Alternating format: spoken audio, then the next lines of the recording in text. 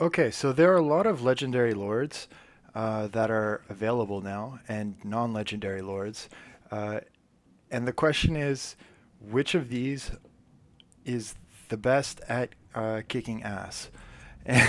So I wanted to do a little quick test and see if I could get an answer to that question because sometimes it's confusing with different weapon strengths, different melee attacks, different buffs and debuffs. Um, who's the best if you want to kill something?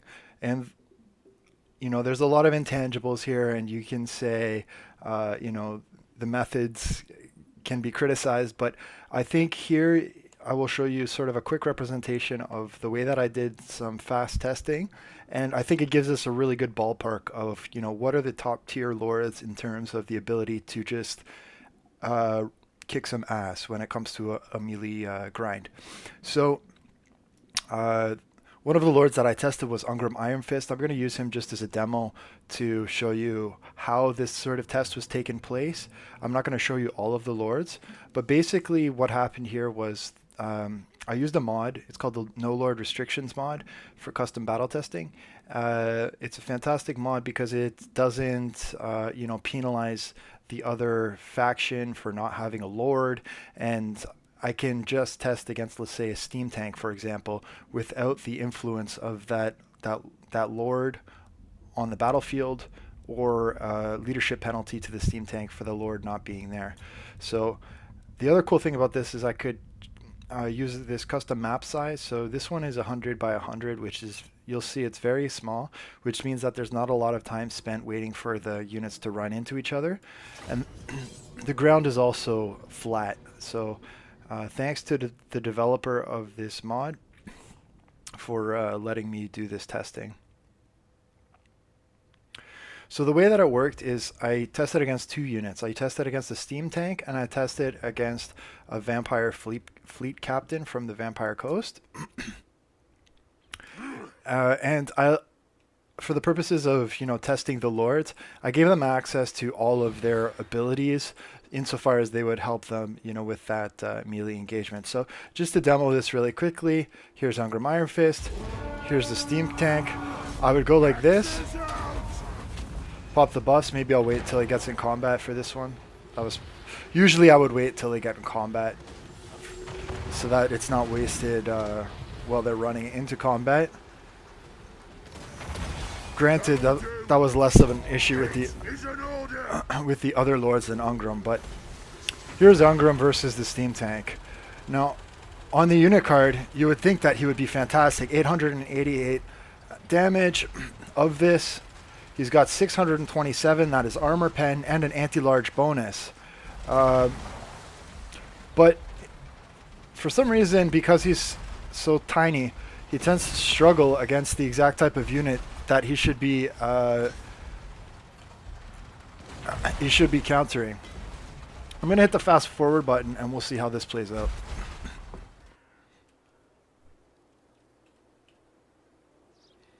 Looks like Ungram's doing okay in this test. The last test he didn't do as well. But maybe as he starts to get tired, his advantage over the steam tank will slow down.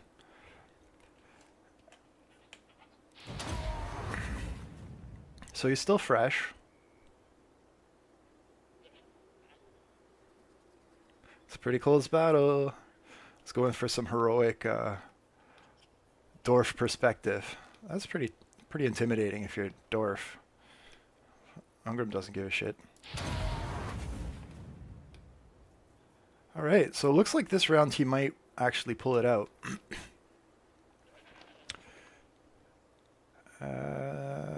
Let's see, victory is in our grasp. Alright, congrats to Ungram. He pulled it out. In the last test I did, he actually lost.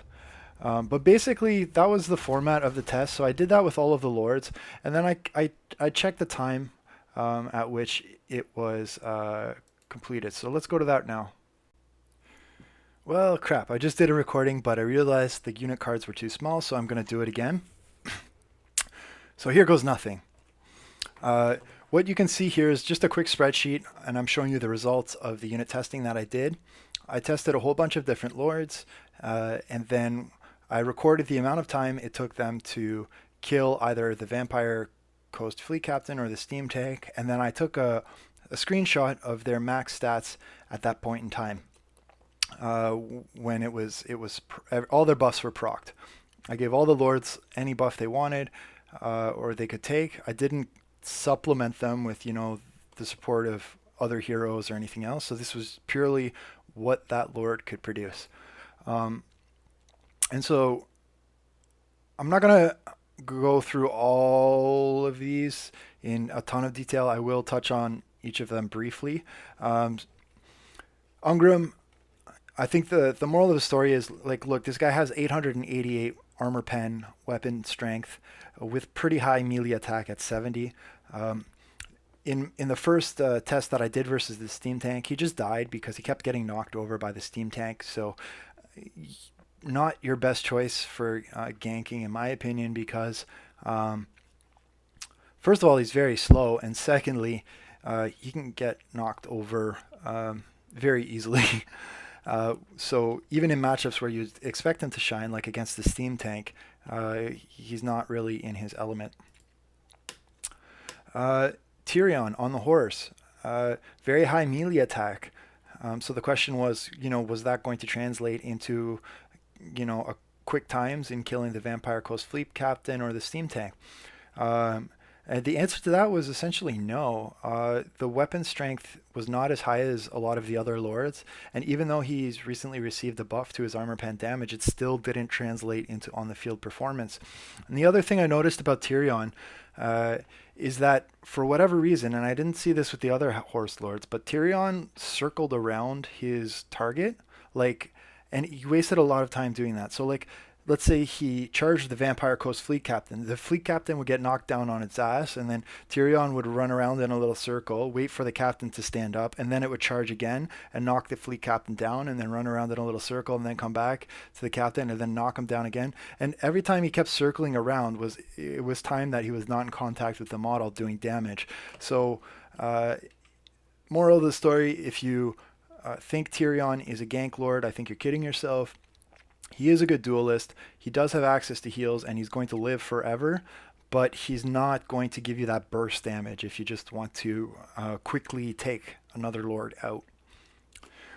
In contrast, the High Elf Prince on a dragon mount was a surprise for me. With 783 armor pen, fully buffed up, and 90 melee attack, which is also flaming, meaning that he can get through targets with physical resistance.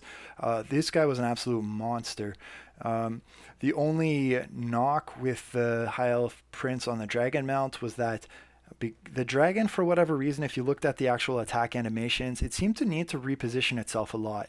And that repositioning, with the dragon shuffling its feet on the ground to turn left and right, it seemed to take a little bit more time than you would expect. And so for that, I think the stats maybe are over-representative of the actual damage output. But it does have a high mass, so it can get where it needs to go, and it did not, have to deal with getting knocked over, let's say, by the Steam Tank. So very impressive showing from the High Elf Prince. It was a little bit of a surprise for me.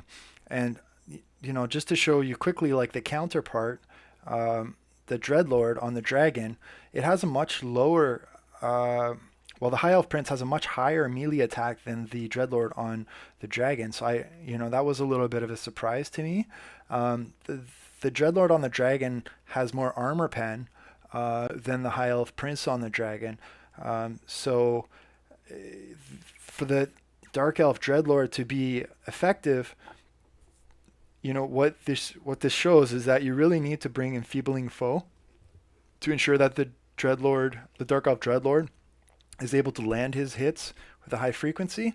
And you also, the Dark Elf Dreadlord is going to benefit more from Occam's Mindrazor because it's a percentage increase based on your existing damage. So a 40% increase of armor pen on the Dreadlord Dragon is going to do a lot more than it would on a High Elf Dragon. And also the High Elf Dragon already has access to flaming attacks, and so perhaps it benefits less from the magic damage that would be infused by the Occam's Mind Razor. Hellebron, she's an absolute monster. She was the fastest at killing the second fastest, just after Kolek, at killing the vampire fleet captain, and she was the fastest at killing the steam tank. So overall, like if you just want raw damage, she's your chick. The reason why I think she performs so well, like if you just look at her raw stats, melee attack, okay, well that's less than, for example, Tyrion or some of these other lords. I'm trying to see if there's anyone else here. No, just less than Tyrion. She actually has one of the highest melee attacks in the game. Um, but her weapon strength is subpar relative to the High Elf Prince.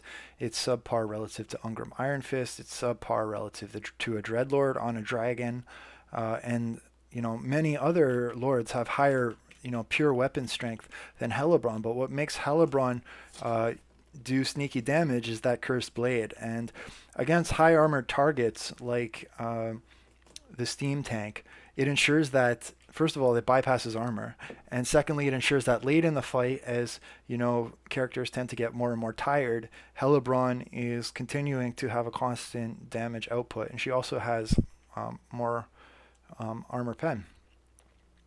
uh, I already talked about the Dreadlord, so I'm not gonna dwell on that one. Let's go straight to Kolek. So Kolek was the surprise for me. I thought, okay, well, Kolek is basically like a chariot lord. He just breaks through lines and then causes havoc. But actually, I mean, his weapon strength is enormous. His melee attack is sort of high enough to hit most targets, and it was a pretty good compromise. And when he's fully buffed up, with his high mass, he's not getting knocked around, and he's putting in a really large amount of damage. I think maybe in this test he might have overperformed a little bit. So maybe he just got lucky and hit on all of his hits, but definitely a very surprising and good option as long as he doesn't get shot to pieces before he gets to the front line. And I think that's also an issue that Hellebron has. She has a low HP pool. And Kolek, I mean, he has a higher HP pool and more armor, but he's a huge target. So any type of missile fire is going to just chew him up. So, I mean, I guess that's a fair compromise. If you have a high damage sort of lord, it should be a little bit more vulnerable in some way. So Archaon, great duelist. The problem with Archaon, I think, is like Tyrion, he lacks the mass to really stick on his targets. And even the speed, I mean, 97, it sounds really good, but if you're chasing like, I don't know, like a Balthazar Gelt who has a winged mount, or some of these other units, I mean, it's going to be hard to stick onto them. His melee attack, again, it's good. He's got magic damage already. Weapon strength is very high. He was a kind of a middle of the range lord. What you see with him is what you get. There was no secret magic items like the Accursed Blade on Hellebron that sort of just chugged away damage after the buffs had worn out. And the Chaos Lord on the Shadow Dragon was a high performer. He was amongst the best for killing the Vampire Fleet Captain, and was pretty close to well, I guess he was middle of the pack against the Steam Tank, but he has access to Occam's Mind Razor and Enfeebling Foe, which are those two skills that really, I think, if you're going to gank someone, you want to be bringing them. And the melee attack, only 46, is not very good. So unless you pop that Enfeebling Foe, you're not really going to be getting a ton of hits in with this Lord, and a lot of that 624 damage, much of which is armor pen, is going to waste. But if you have the Winds of Magic, it's a good choice for ganking. The Blood Dragon Lord was cool because he has very high weapon strength, and he's also has the Helm of Discord, which means that he's not, unlike the Chaos Lord with the Shadow on the dragon, who is dependent on Enfeebling Foe in order to get hits in. That's not as much the case with the Blood Dragon Lord. he doesn't essentially he doesn't need to use Winds of Magic as much in order to get those hits. Uh, so he was a good performer. I think maybe he underperformed a little bit in the test that I did. I would have expected him to do a bit better versus the Vampire Fleet Captain and versus the um, Steam Tank, but a good showing from the Blood Dragon Lord. Not to be outdone, the Red Duke clocking in at 28 seconds on the Vampire Fleet Captain and at 2 minutes on against the Steam Tank. He had very good weapon strength, and I think what made him perform perhaps better than the Blood Dragon Lord, just for pure ganking, was the high melee attack at 74. And the trade-off, obviously, the Red Duke does not have as much melee defense, so he suffered, I guess, or he's more prone to suffering from return attacks. But if you just want, sheer damage to take something out quickly, the Red Duke is probably your go-to guy. And then Wulfric, Wulfric has a sword of Svigold, and if you put your cursor over that little icon in game, you'll see it says plus 75% weapon damage. So you're like, wow, that's a ton of damage. He's probably going to kick ass. And to a certain extent, he does. Like Kolek,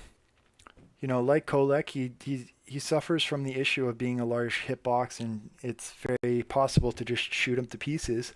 But on his mount, against a large target, he's not going to get knocked back. So he performed very well against the Steam Tank, killing it in 1 minute and 54 seconds.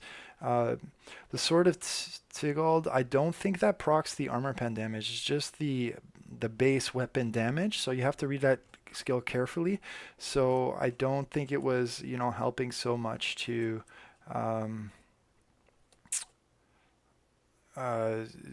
just cut through the armor, but it was still high enough that he was able to get through it. Don't quote me on that. I think maybe just double check it, but that's my hunch. The other thing is, Wulfric does have a bonus against infantry on that Mammoth Mount, but the challenge with him on the Mammoth Mount is he just knocks over the infantry so much. If you're trying to kill that infantry quickly, like that Vampire Fleet Captain, it's probably going to take you some time because you're going to have to chase the captain around the map a little bit in order to actually do the damage. So if you have all the time in the world and you can cycle charge for days, then that's a good thing because you don't have to worry about taking return hits. But if you need to kill something quickly so that the vampire army crumbles, for example, then that's not such a good thing. So pros and cons. Overall, between all of the lords, who do I think kicks the most ass? Well, I think Hellebrand is, hands down your best choice if you just want to lace someone up with damage. Probably no surprises there. Honorable mention, I think, goes to the High Elf Prince. He performed much better than I thought he would, especially against, all of these other heavy hitters. The stat line of 783 armor damage with 783 weapon strength with a 90 melee attack is right up there with the best of them, and that damage output is absolutely fearsome. And if you buff him further with, you could put Occam's Mind Razor on him. You could, use Enfeebling Foe on whoever he's attacking. This guy would absolutely crush whatever target he's on. So I hope that gives you some ideas. I hope you kind of found that fun, and I'm sure that I'll be seeing some people trying to do some hardcore ganking soon. Thanks a lot.